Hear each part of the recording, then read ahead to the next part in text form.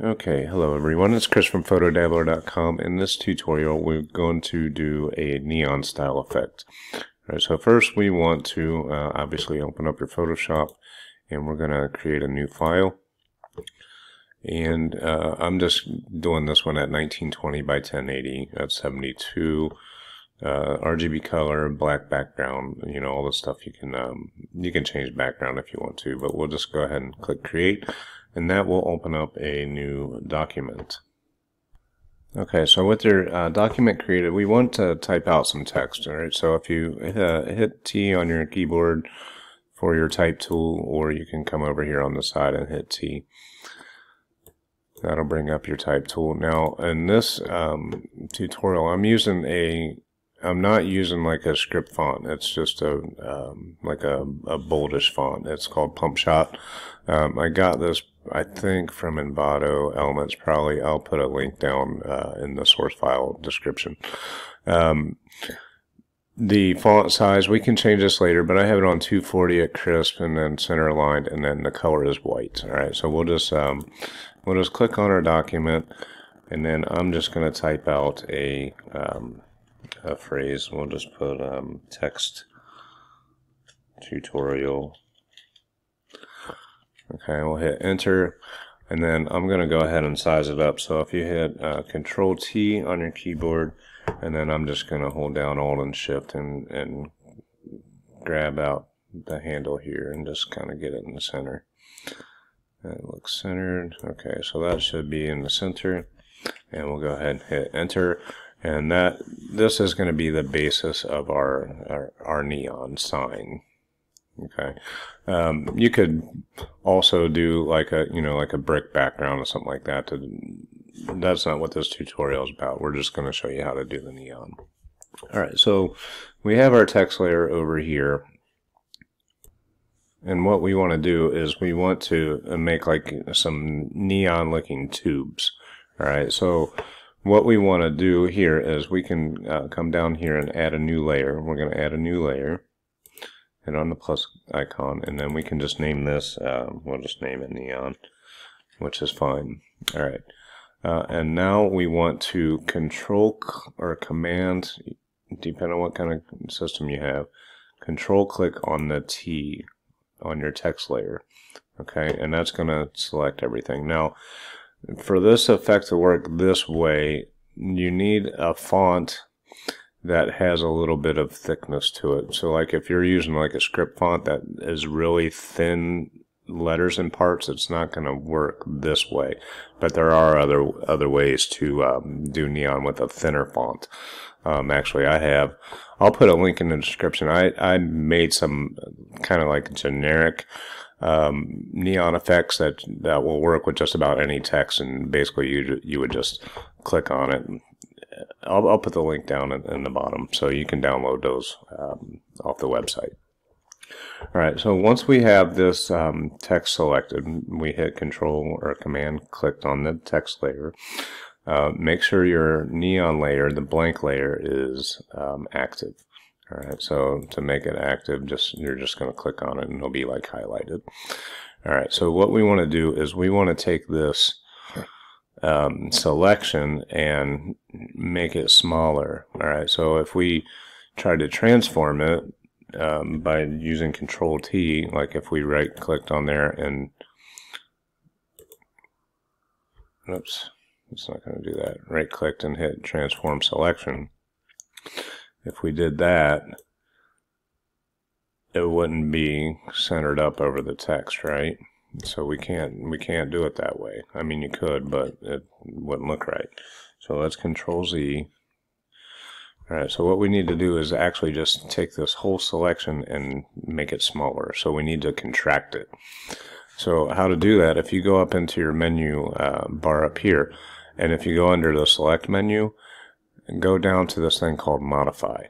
And then we don't want to border, we don't want to smooth it yet. We don't want to make it bigger by expanding it or feather it. We want to make it smaller by doing contract.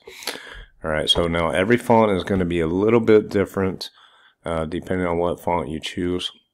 You may have to contract this a little bit less or more, but I found on most fonts that I use this effect on, 10 to 15 works good, but 12 is pretty much the magic number.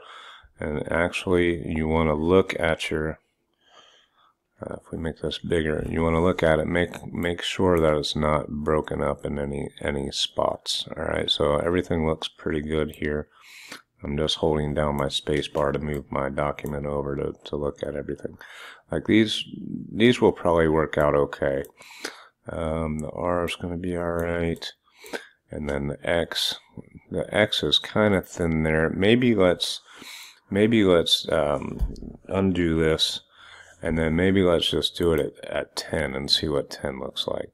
So modify, contract, and then we'll just change this to 10. And we'll hit OK, because I'm a little concerned with the X here. I think 10 will work a little bit better. So, but either way, say you went with like a 15 or something like that, and you had like a broken spot to where the selection contracted too much. It would be okay, but it's not going to be. It's not going to look like a complete tube. It'll look like the tube was broken or something like that. All right, so once we have this contracted, we want to smooth the edges. So like on the corners, like say around like the E, how it's square, or it's a squarish type shape, a sharp edge. We want to round these. Okay, so the easiest way to do that is while it's still selected, we're going to go ahead and go up in the select menu. We're going to go to modify, and then we're going to hit smooth. Okay, so it's going to smooth the selection. It'll say sample radius of 4 pixels. This may have a different number on your screen when you use it for the first time, but just the last one I used was 4. All right, so we contracted at 10. I'm going to go ahead and do half of that. So 5, I'm going to do a radius of 5 and see what it looks like. Okay, and you see kind of how it rounded everything. And that may be okay. All right, so I'll Control Z. You can see if you look right here at the corner, and then Control Shift Z will redo that. And just see how it rounded the selection by doing smooth. All right, so I think that will probably look pretty good.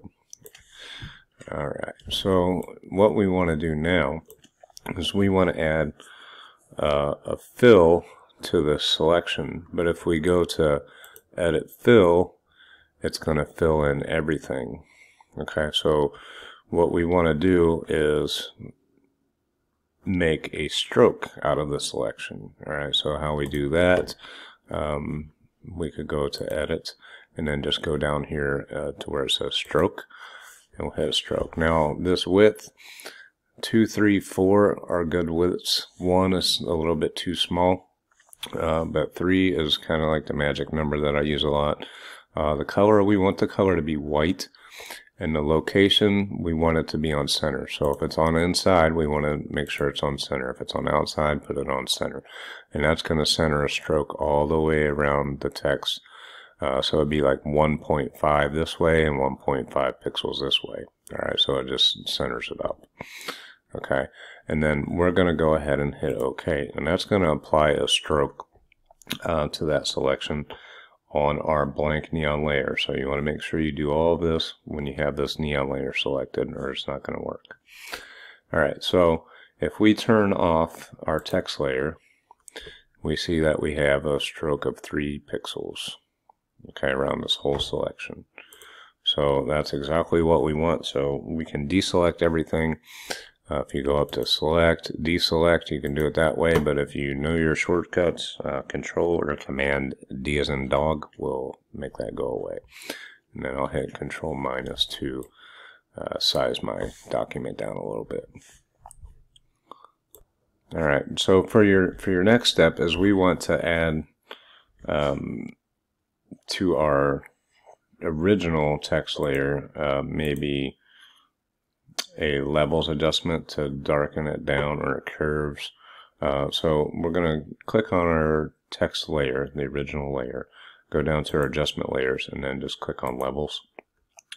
And basically what we can do here is just grab our white point here, not this one up here, but this one here, and just kind of drag it in to make it darker. and probably in the like the 50 to 80 range. I mean, you can mess around with what you want. I'm gonna leave it right around here.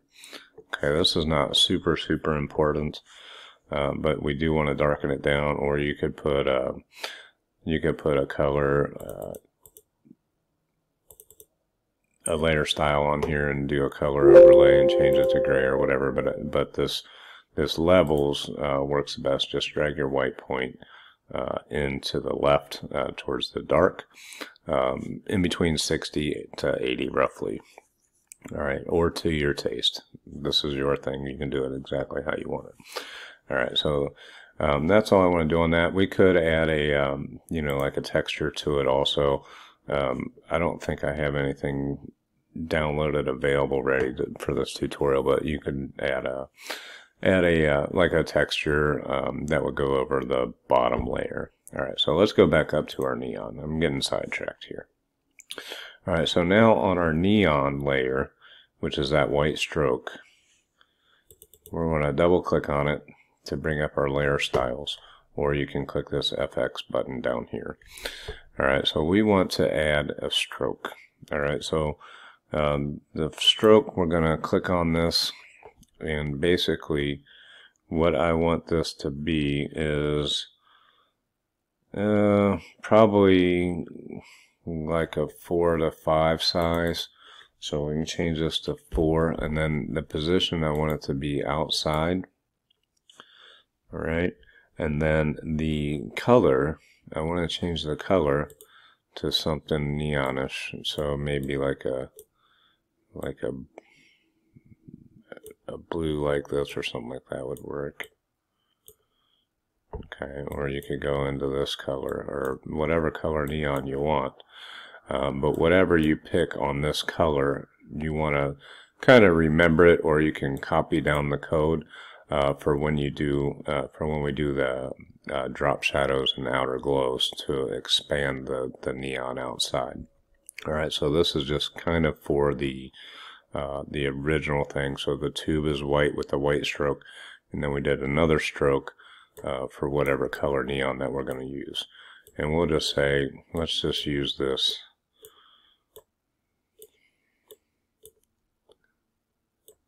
Let's just use this blue here. Alright, so 2C24CC. I'm just going to copy that. So on your hex codes, if you just select everything and just right click and hit copy, that will copy that code, or you can write it down however you want to do it. Alright, so we have that part of the effect.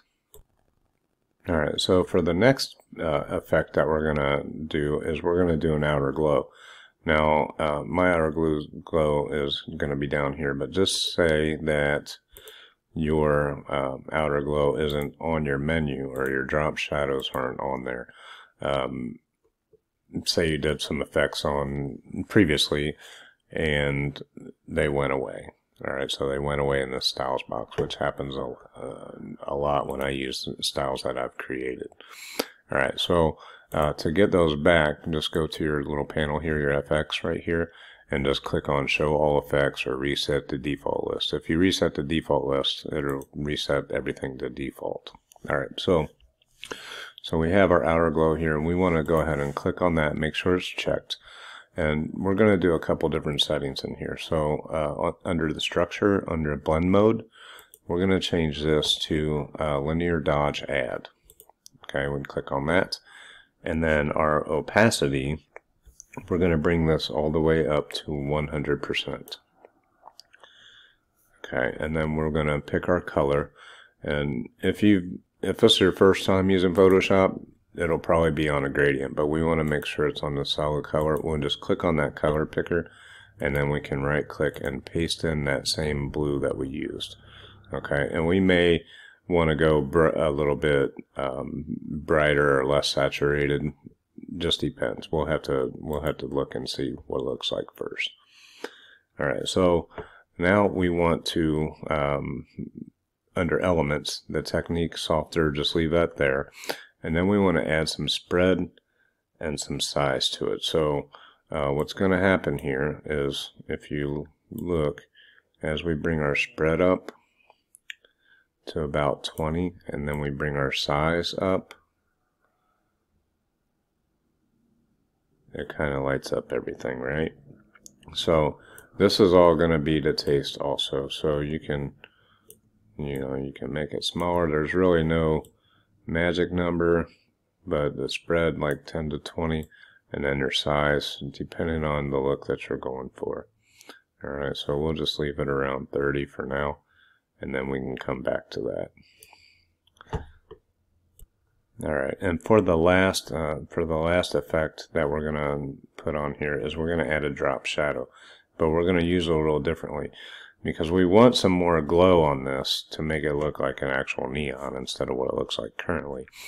But on the outer glows, there's no plus here, so you can't add another outer glow, so we kind of have to trick Photoshop into letting us do another outer glow using these settings. But instead of having the other outer glow, we're gonna set it up as a drop shadow with outer glow settings, if that makes sense. All right, so we're gonna kind of trick it. So this drop shadow, we're gonna tick it, we're gonna check it. Okay, I can reset it to default, and then we want to do the same thing. We want to change our blend mode to linear dodge add, and we're going to change our color. We'll right click in here, we'll click paste, go ahead and hit OK. I'm going to turn the opacity all the way up again to 100. Okay, I'm going to turn off the global light. Okay, and then distance we're going to put at 0. Okay. And then spread, we're going to bring up to maybe like 10%. And then size, we're going to crank all the way up to 50. Alright, so now you have this effect. Now, what is kind of going on here, I think basically everything looks alright except the outer glow is too much on the actual tubes itself. Alright, so maybe we'll mess around with the outer glow size, bring it down a little bit, or bring the spread down a little bit, and then maybe the actual levels on the text layer that we put, maybe we'll darken that up. So we're done with this effect. We'll go ahead and hit OK, and then we'll go to our levels, and we'll bring this down darker and see if it makes a difference.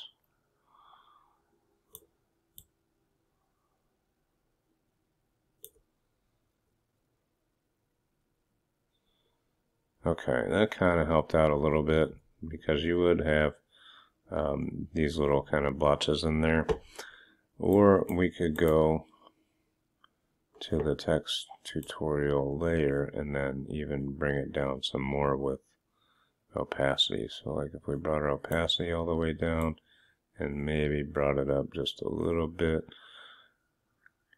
Because the only reason that that is there for me is there's little, I don't know, if you look at like a neon sign, there's kind of like bracketry behind there that a lot of times are the shape of the letter.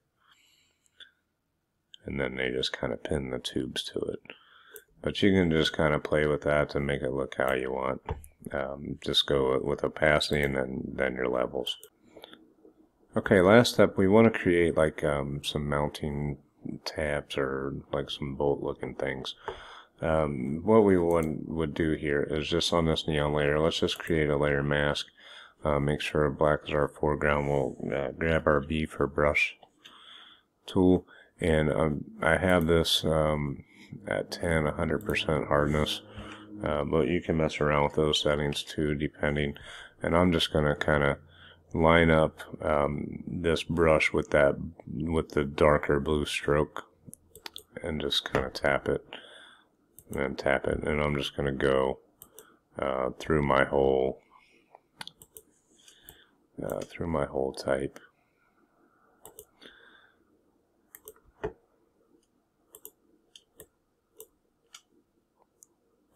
And this is just a quickie job. You can spend a little bit more time in this to make it look right, but just for the tutorial, we'll just kind of go with that many letters. That kind of breaks them up a little bit. All right, and then I did find a brick wall that I used from Adobe stock. We just took our brick wall and just put it in the back there. So now it is darkened down because this levels layer is not clipped to text, so we'll clip that to the text layer, and then we'll make this a lot brighter. And then we'll do we can do a levels on this one. Actually, let's just hold down Alt or Option, drag this levels down, and then clip it to the brick wall, and then maybe bring back the whites a little bit, like so. That looks fine, and we could put like a vignette on here. But last step is what we want to do is we want to click on our bottom layer, and then hold down Shift and click on our top layer, and then we can put this in a group, and then we'll just call it neon effect. Not really super necessary. If you don't want to do that, just ungroup it, Control or Command Shift and G. And then we want to go and do a camera raw filter on this to make everything kind of pop out a little bit. So scroll up to the very top of your layer stack, activate that, and then hit Control, Shift, Alt, and E on Windows, Command, Shift, Option, and E on Mac. Alright, so we have this stamped layer, and then we can go ahead and go into Filter, and then Camera Raw.